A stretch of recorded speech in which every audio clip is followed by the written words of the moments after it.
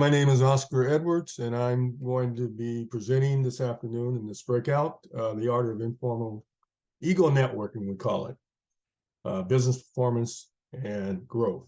Again, Oscar Edwards, CEO of Higher Growth Strategies, HGS-Solutions. And we're going to have a conversation about a very powerful and insightful discovery that I've been involved in research over the past few years to identify the power of informal networks and the lack of the use of the informal network in our community, in our business community. I'll give a brief introduction that connects this presentation to my experience and my work over the years. Secondly, we'll talk a little bit about building social capital and what that means, how it takes place in a business environment. We will also, let me add a few folks in here.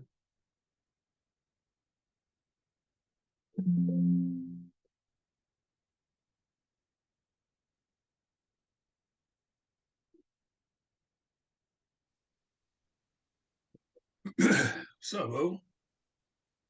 You're in. Okay, good to see you. I finally made it, and I was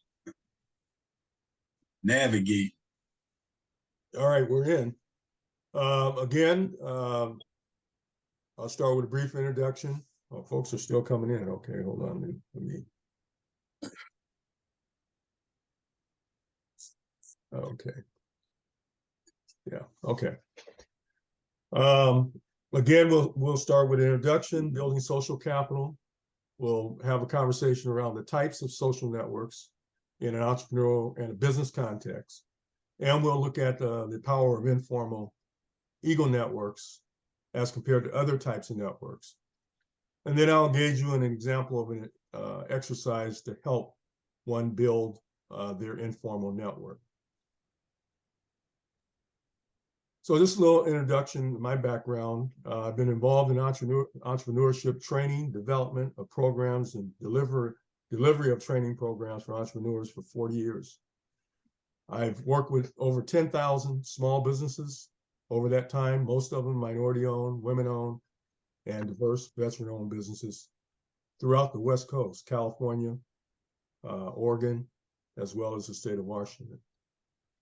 I've been involved with most of the federal agencies, Small Business Administration, all the small business programs at the federal level, working in this space. I also was involved in developing one of the initial capacity building programs that started in the early 1980s on the Century Freeway Project, which probably is still the most successful program in terms of involving minority and women-owned contractors. And that was in the building of the 105 Century Freeway. Since that time, I've worked for companies like Clark Construction, designing programs, Sempra, Southern California Gas Company, and a number of others in developing these capacity building programs. And one important aspect of those programs that are involved in this work is the understanding that the leader, the owner, the principal of the enterprise has to be a master networker in terms of developing their informal network, and will distinguish the informal network as compared to the three dominant networks that are out there in the space. So that gives you a little background and context. I'm still involved in that work, and I'll share with you some of the research that advance the work that I was already involved in that creates the opening to this understanding of the informal entrepreneur network. First, just talking about social capital, understanding social capital being comprised of trust, common interests, reciprocity, integrity are principles that go with building social capital, just with like any relationship of trust that you have with someone.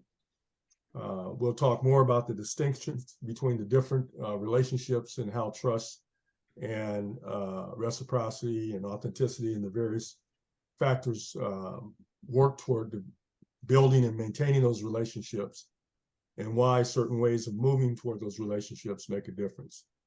There's some key things that I've found over the years, in most recent years over my research and study, doctoral study, is there are network ties and there are issues with network ties, just like any relationship. You have issues, some are positive issues, some are negative issues.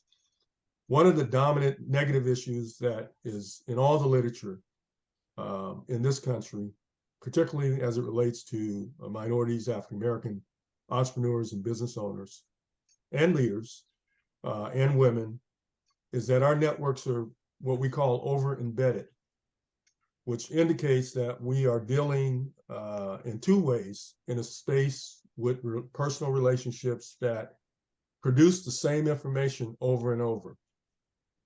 And thus, in producing the same information over and over, which is a form of redundancy, we actually incur what we call a U-curve effect, meaning that after a while, if you keep getting fed the same information, the same approaches, or the same answer to the problem or the situation, you're not learning anything new.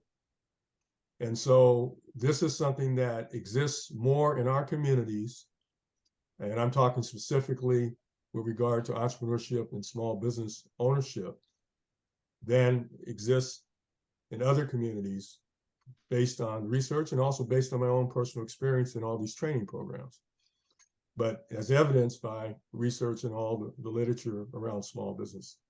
So over-embeddedness, we have relationships, we have contacts that we depend on, but at some point, the contact, depending on how much time we spend, and we have a limited amount of time and resource to spend, can actually turn into a U-curve effect where it started off positive, but it's not producing anymore, right? So this happens in business relationships. You have contractual relationships. It starts out great in the beginning. It doesn't grow beyond that, yet you spend more time trying to service that contract relationship, but you're actually getting less of a return, number one. Number two, access to knowledge.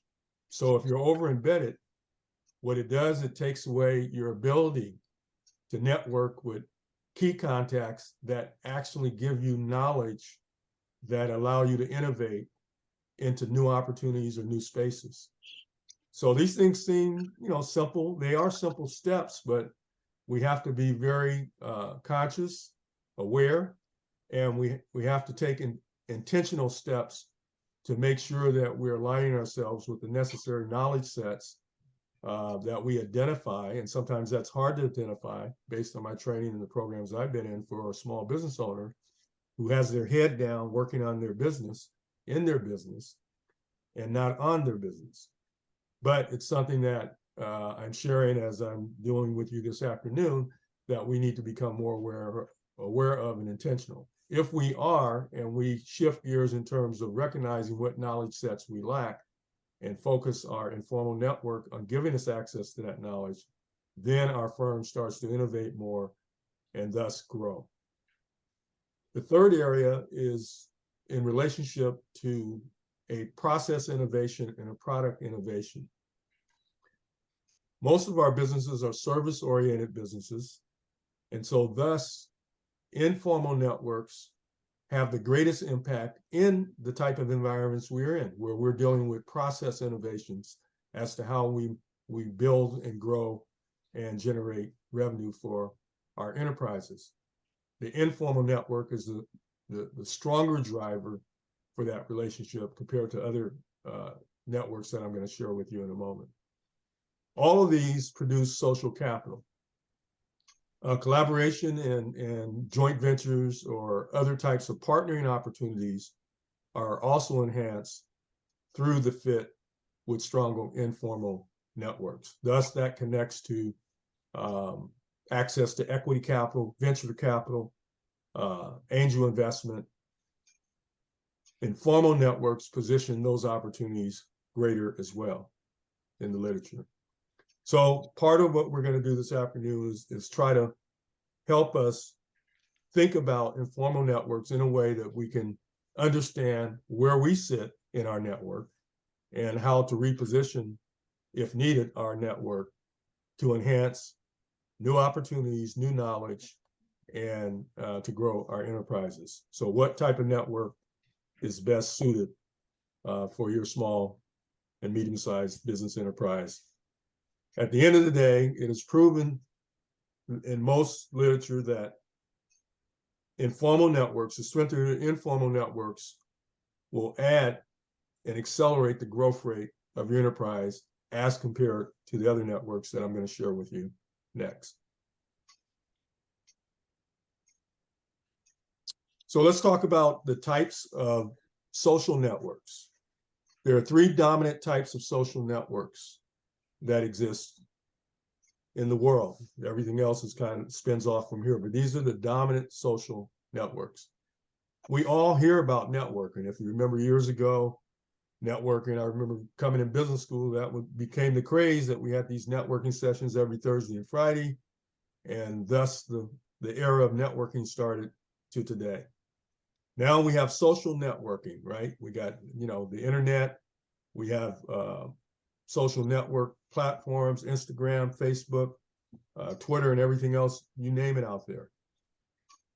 So you have all these variations of networking, but there are three dominant types of networks, even with all the network tools that I'm sharing with you and that you are all experiencing in your lives as well. There's the informal egocentric network, which is really a network that's based on one-on-one relationships that are basically not professional relationships. We're not talking about a relationship with your banker. We're not talking about a relationship with your CPA.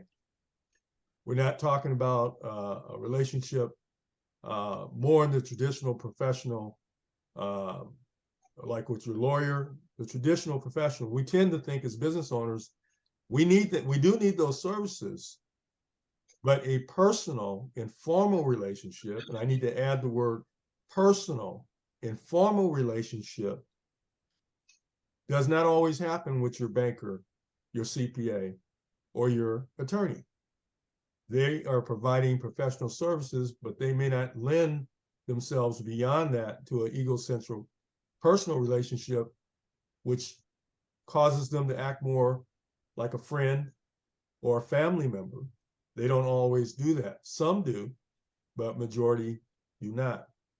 So what you find is you're going to have a stronger relationship with friends or family members or friends of family members or social connections if you can identify what you need as a resource for your organization to grow your organization. And you could possibly find out in your travels from these various personal social relationships what resources they have to address that. The experience in literature and in personal connections is that you're going to get a greater return, and it's going to be specific to what your resource need is. So there are two types of egocentric personal networks. One is expressive and effective, which is associated with family and friends. So obviously someone who has an affection for you and has an expression of that for you is going to be more willing to help you in your personal pursuit because they have an affection and expressive relationship towards you, whether it's you have a commonality with music, art, golf, or whatever it is.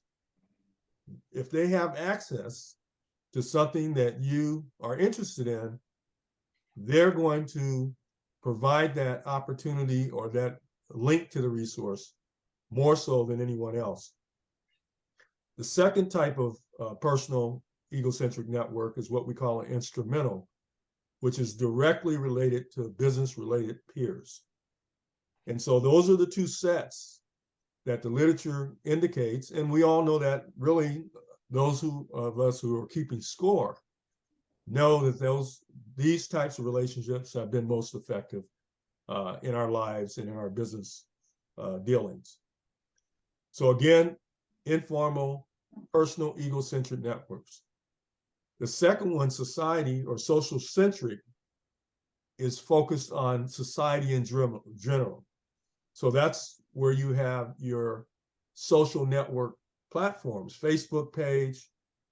You're on a community type social environment.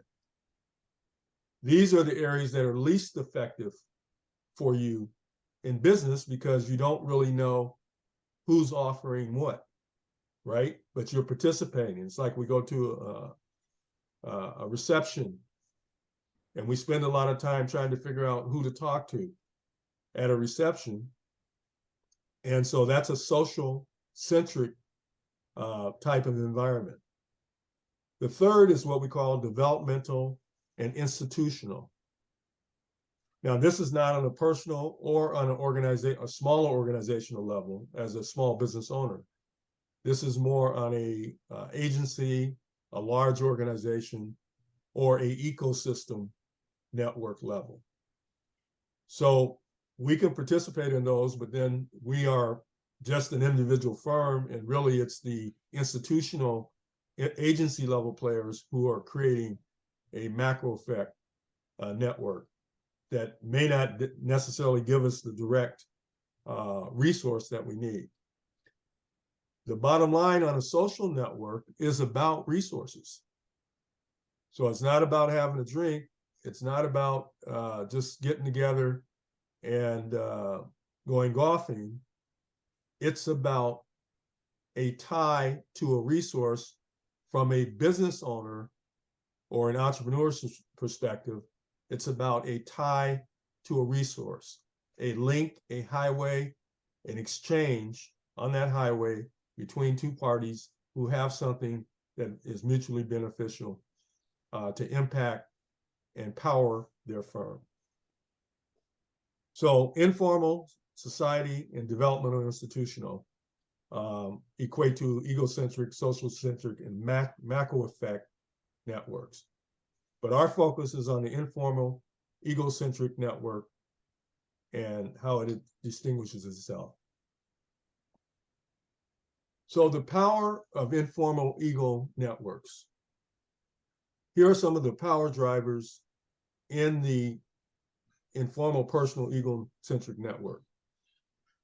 Network structures I started mentioning earlier in terms of composition and structure can create embeddedness. So if we are in need of resources, and the concept of egocentric network can apply to anything. I'm just sharing with you the literature and the experience as it relates to a business owner, but it can apply as an employee in a corporation or anybody who's in an organization. The bottom line is, in order to grow in your opportunity or your position, is that you have to develop a structure of your network and the composition of your network that gives you access to the resources you need. So first of all, you have to identify the resources you need. If I need access to capital, if I need access to talent, if I need access to suppliers of certain types, I have to identify that. Then this could be ongoing needs. Then I go about developing my network structure with players and informants and links that provide that resource. So if I have a process of identifying and assessing, the fit may not work, but then I look for another fit.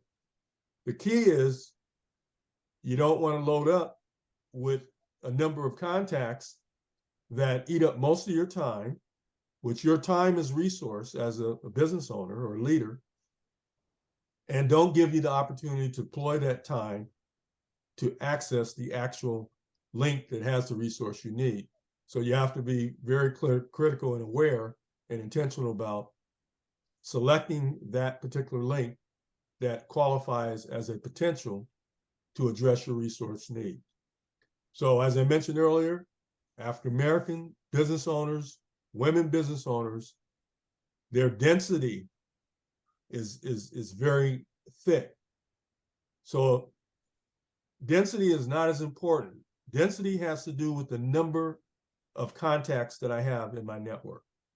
So, looking at LinkedIn and other networks, people have 5,000, somebody has 500. That doesn't mean anything in the power of a personal network.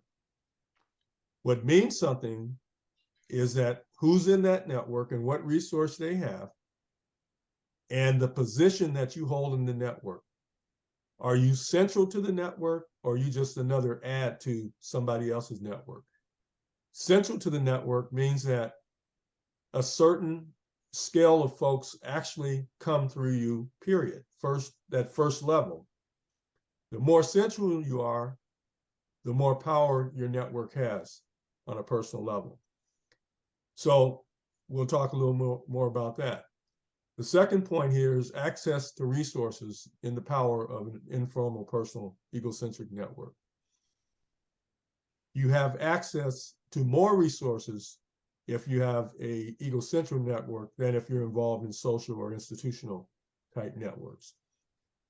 You have more control of your ability of your network links to predict the performance of your business because they're actually bringing tangible resources that apply to your strategy for growth versus general information.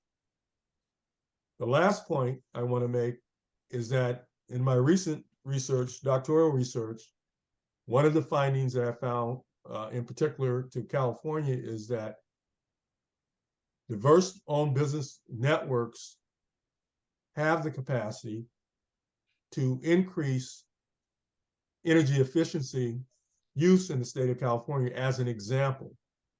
So if I were someone who was advocating for increased energy efficiency, reduction of carbonization of our environment, one way to get to that would be looking at minority and women-owned businesses and how one could mobilize that sector into the energy sector and allow them access to the needed resources to grow. That alone in the firms would decrease energy consumption and also at the same time have a spillover effect in the communities in which they live and where they draw their workforce, as an example. So what I want to do now is really take an example, a set of examples around how to go about building a informal network. So here's an exercise that you can do. Name a key contact and what they provide. So for example, I could say Access Capital. I think Jim may provide that for me. I could say someone who is a person, almost like an agency, but an individual person who has a great opportunity, has demonstrated an opportunity for me as a business owner to meet my talent needs in a certain space. So that could be Mary. Mentoring or coaching. This person provides some mentoring, personal mentoring coaching. That could be Sam. Bob could be leadership and advocacy. Sally could be accounting and finance, and so forth. Then the second column speaks to who introduced me to this particular person. So this is the broker relationship that we all play a role in brokering opportunities or information to parties. But now we can identify and help this deconstruct, this process and exercise, deconstruct our current network and the power or lack of power of the network in terms of being over embedded. So who introduced me to this contact? Then we would go down and do the same thing. The first contact, maybe Ruben introduced me to that. Maybe Jane introduced me to the strong talent referral person I'm using. and so on and so forth. Then the third column says, to whom did you introduce the contact? So did I introduce that contact to someone else? And so by the time I go through this exercise, what we're looking for, if 65% or greater of your introductions are by you, you have what we call an inbred network. And it speaks to a type of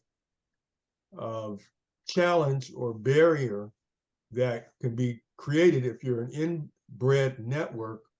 You risk being what we call a disconnected expert or a biased networker, as an example.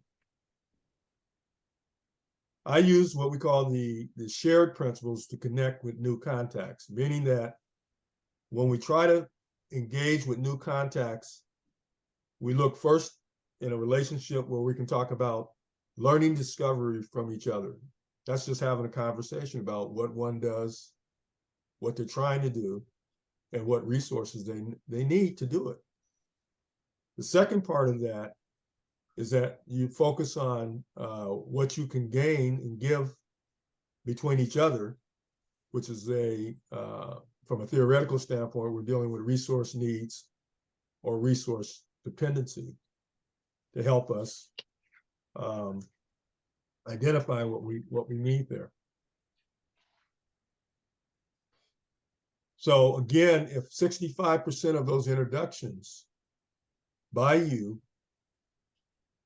are by you in this exercise, you can do this on your own time, then you know that you have an inbred, over-embedded network.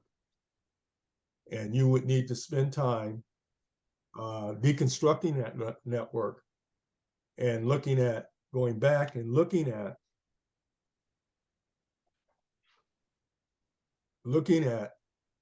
the egocentric network, looking at the structure, and looking at how to better access the resources we need there. So let's look at some of the challenges that may come from this exercise.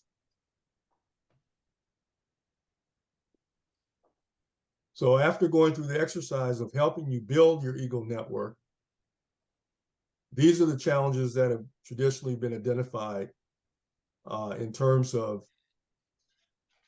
how you have structured your network wrong. So it causes you to become a type of networker.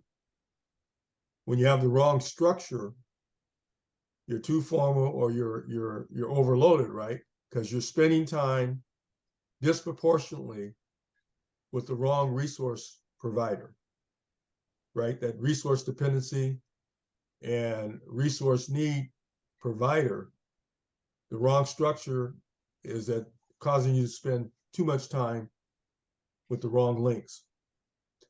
The second challenge is the wrong relationship. So you do establish your link, and you're spending time between the two of you networking, but you have nothing to really exchange. So that's superficial use of your time. And you kind of become a chameleon, you model each other, but it's not really taking you anywhere. Again, it's all about resource need. What resource do I need?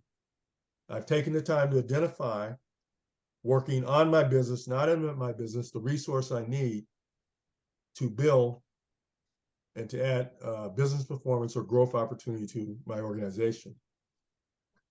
So the wrong relationship, superficial networker. Wrong behavior, again, I'm disconnected or a biased networker. And so we end up spending time, again, disproportionately relative to what we can be doing. So again, recapping from the top, the wrong structure, too much time in a hierarchy or a formal network, overloaded, focusing on network size, trying to get my network as big as possible, spreading myself thin to point of return or burnout. Wrong behavior, disconnected, failed to build with those connections, not developing new skills, or just spending time in a comfort zone. And then obviously the wrong relationships again, engaging in shallow relationships, and passing up on bigger and better opportunities. So those are the major challenges that we have in networking at that level. So again, in closing, the network opportunities that are created are going to happen most when you are involved in informal networks. And if you have any questions, you can put them in chat. Here's one. What role, if any, does or can SWOT analysis play in formulating appropriate networks? SWOT analysis can focus on your personal strengths and weaknesses or organizational strengths and weaknesses as a starting point for what resources you need. So yes, a SWOT analysis can help you identify the resource need. Now that you have the resource need as a starting point with SWOT analysis, you can then approach understanding the application of the informal ecocentric network. So yes, that can give you a great starting point. Dr. Felton Williams, thank you for that question. The other important finding, I think, and this is something that has systemic impact in our community, is that just getting enough people to understand that you have to identify with that SWOT analysis as an example, if you don't already know what your resource need is. That's the first step. What resource do I really need? Now, everybody says as a small business owner, I need capital. I need capital. Okay, well, if you need access to capital, then you should be very intentional about personal resources, personal contacts. Wouldn't it make sense talking to someone who has recently accessed capital? Not your banker, not your CPA, but someone who may be a friend who's personally had success accessing capital, getting funded, getting a loan funded of $250,000 or $500,000, getting angel investment of $150,000, or getting a loan, a personal loan, who can tell you about the experience. The banker is not going to tell you about the experience. They're going to tell you about their criteria. Well, you need to hear the criteria from someone who sits in the same position as you. So that's an example of a personal network application.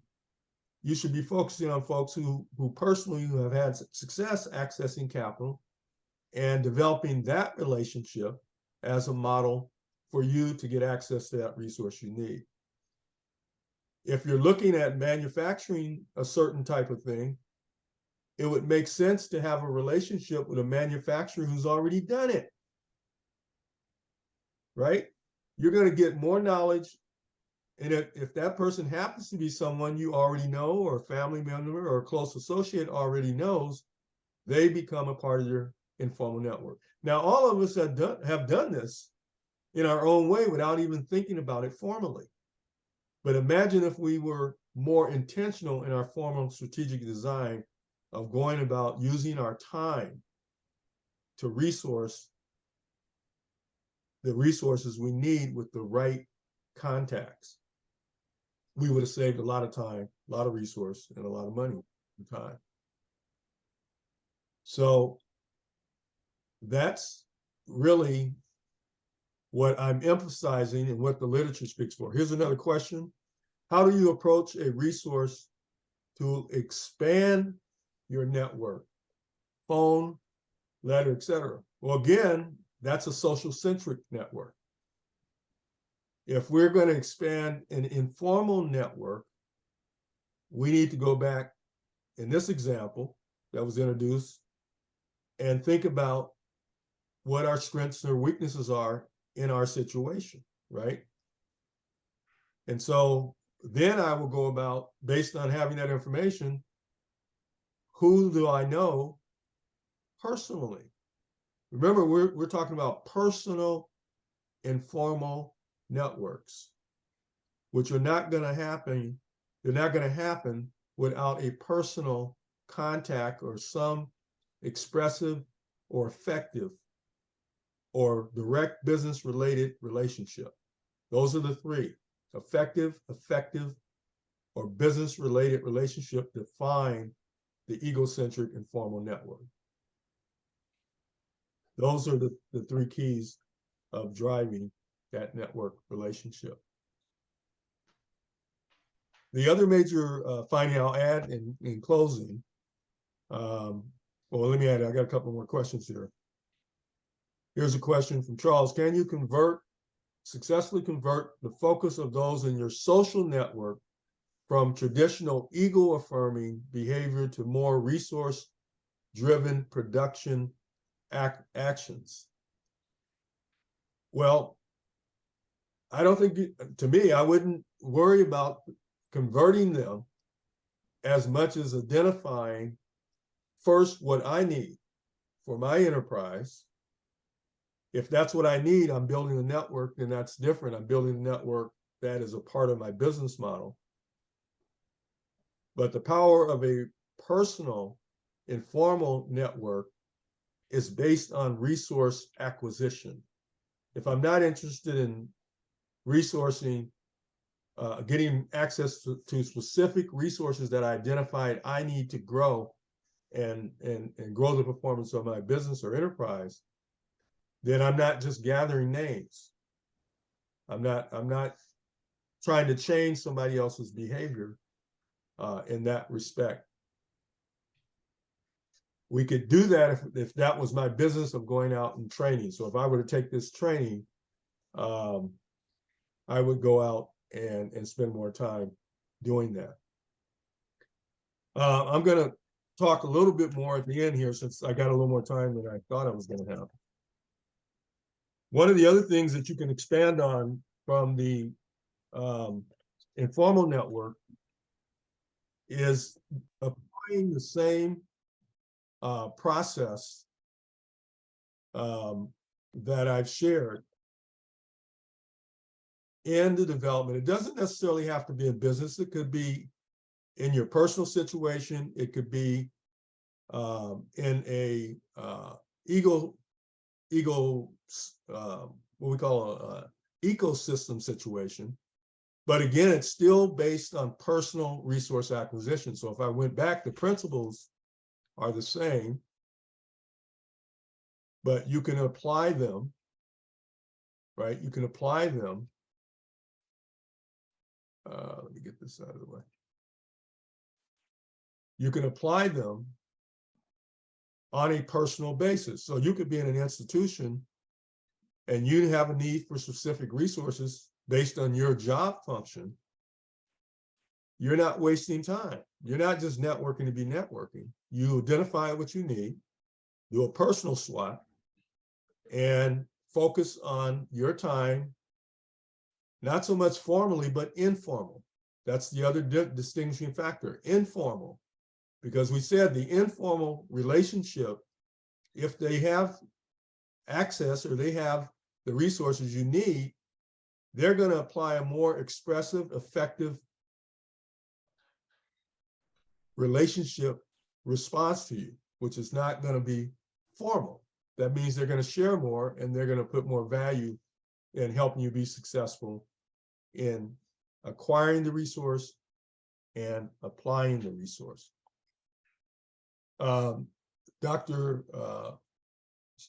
Sharifa Batts shared in her doctoral work, she focused on social capital and the role of women and minorities on corporate boards and commissions in providing capital and its impact on business and bottom line. So she had a similar study, and she's looking at the same thing. Personal, informal networks can be applied in the same context. Now, the research also indicates that when you're in a more innovative environment,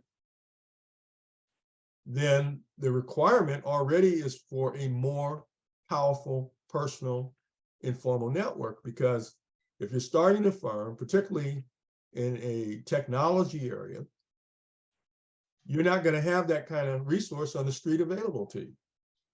So if you don't have a personal, this is something in our community that we have to work on.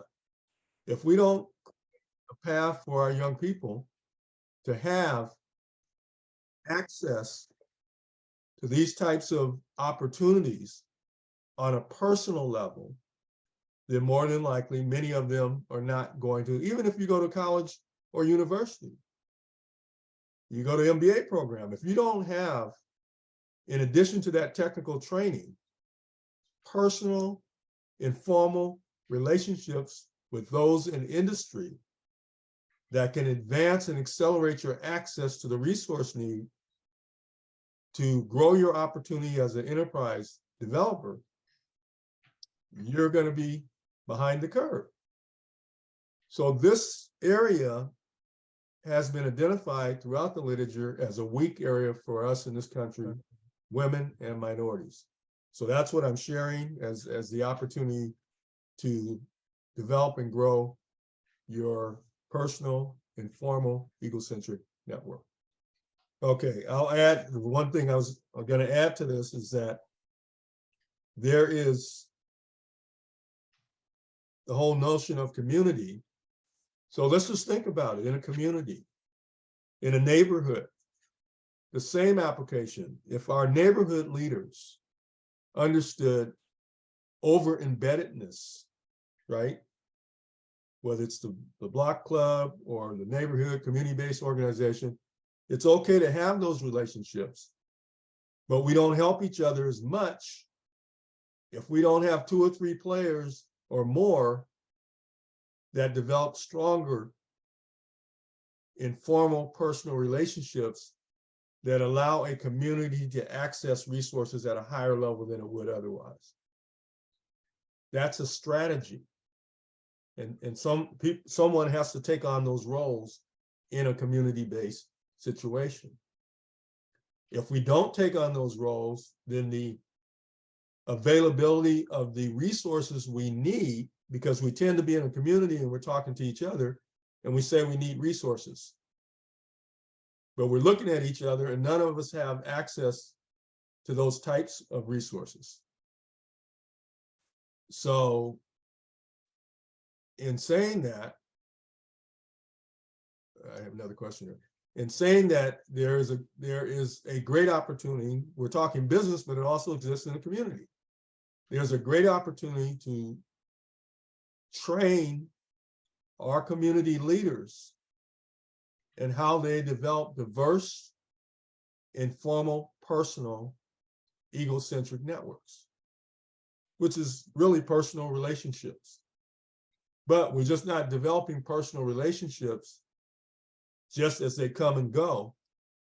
We look at what we need in the community, what type of resources we need in the community. So if we had a community board of a half dozen people and we saw 6 areas we needed, we could have delegated one person and assigned them to each area of need, and they would spend the next 3 or 4 years throughout the region, not just the city, the county, and the state, developing the resources intentionally, the links to those resources that would impact that community. That's a strategy. Just the same as a business owner would do with their business. The community can apply the same understanding. So the effect is our community is underdeveloped in this space. There are other communities, but minorities and women predominantly, the literature related to businesses is underdevelopment. But I can see the same effect in our communities, as is represented in Dr. Batt's work on boards, corporate boards, underrepresented. So if a climate, there's an opportunity here. So I'm just giving a few examples. There's an opportunity to apply what we're talking about here in many spaces. Dr. Batts is doing it with corporate boards. I'm talking about it with business owners.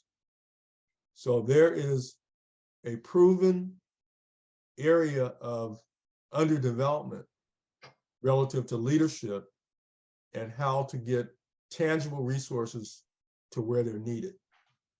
And this is an avenue that's underdeveloped that we can improve on. Informal egocentric networks. Okay, how am I doing on time? I guess I'm right on time. Any other questions coming through here? Chat. Okay. Comment here, informal, Rico Smith, informal ego networking is a building block for a sustainable community. I would say yes, it is a building block for a sustainable community, understanding the resources, right? One is we got to understand what we're looking for. That's the first, understanding that we have specific resource needs. Once that is done, then we can embark on developing personal informal relationships. That means somebody's gonna have to spend some time with some folks, have some conversations with some folks that identify that these folks have access to some resources that we need. But that's intentional. Now we've identified it, and now we know how we need to better go about it, right? We can go to a general social centric meeting about some community challenge, but we can also talk up in a position of power the opportunity for our need and those who may have access, with those who may have access to the resource. Would a college or university also need to look outside of the ecocentric ecosystem as well as those in the urban community? I would say yes.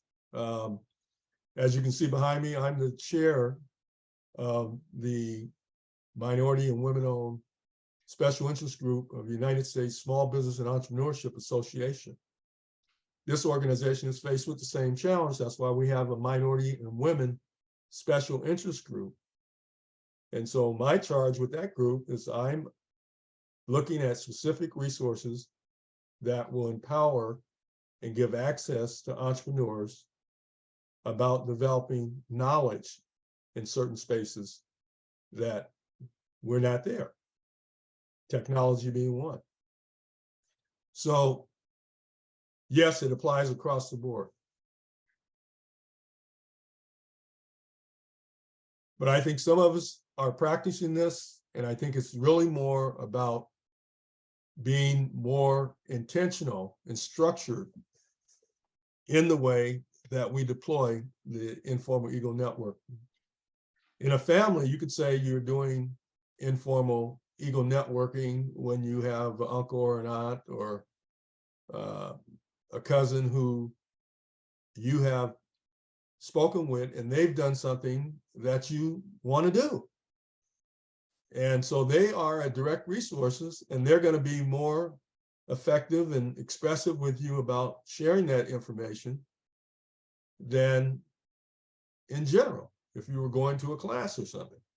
So that's the power of this.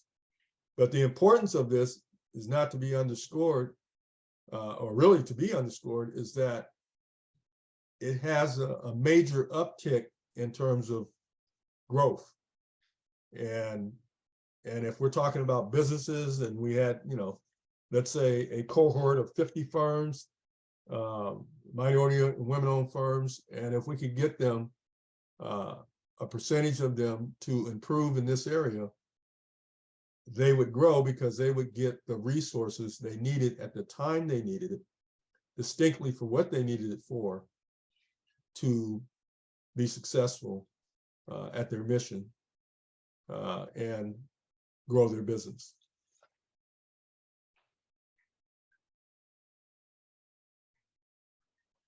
Any other questions? Any other ads? Let me see. Okay, Karen said good information. Okay.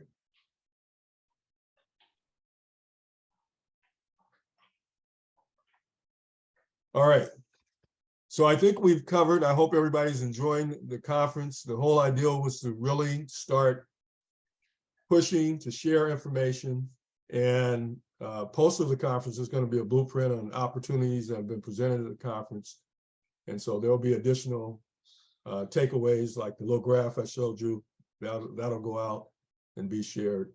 And folks can begin to apply some of this stuff in their own spaces and places.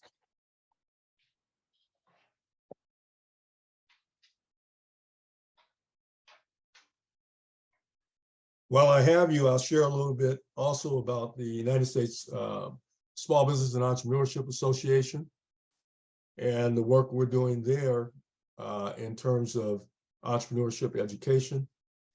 As I mentioned, we're focused on this actual work. There are researchers in the region. I think Dr. Gibbs is in Colorado. Dr. Lois Shelton, this is Cal State Northridge. These are African-American women who are leading entrepreneur researchers in the country that we're collaborating with across the association, who have been leaders and who are leaders in the United States Small Business and Entrepreneurship Association. We're having our conference in January in Tallahassee, Florida. And we will be inviting HBCUs there to be introduced to entrepreneurship, education, and research further, and ecosystems, development of entrepreneurship ecosystems across the country. And so that's an opportunity to further our work, and we'll bring back at least what I gleaned from it and share with the region. But this organization is global. They have the international branch, which does the same work throughout the world. So it's great opportunities to be effective in what we're doing in the entrepreneurship space.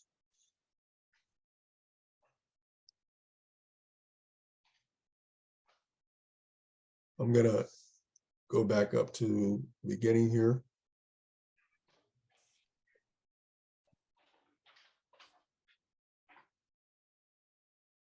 One of the things in capacity building and leadership profile around informal networks, leadership also, and informal networking is one of the blocks that is necessary for a successful leader. And another area of weakness that I'm working on is entrepreneurship leadership in general, not just the networking, personal networking part of that, but the whole commitment of being a leader and taking that whole leadership block and sub blocks and focusing on that as entrepreneurs. Entrepreneurs particularly kind of start off in business with what they know, what they've been working with, without any formal leadership training. And then they are made leaders because they've been successful at business in our communities. They may volunteer for nonprofit leadership organizations. They may have some training, but what we're finding is, in general, the smaller firms don't have formal leadership training. So that's an area that we're working on to enhance and develop. And most of the programs that I've been involved in for the last 15 years, seeing over 10,000 small business owners, did not have a formal leadership development module. And so that's the work I'm working toward, along with the networking work in terms of building the muscle and the capacity of the business owner, the leader, and working with the mindset of the leader. and in addition to the skills, but the mindset of the leader. So again, if you look at the community, and I like to tie the community and entrepreneurship together, a community leader is an entrepreneur.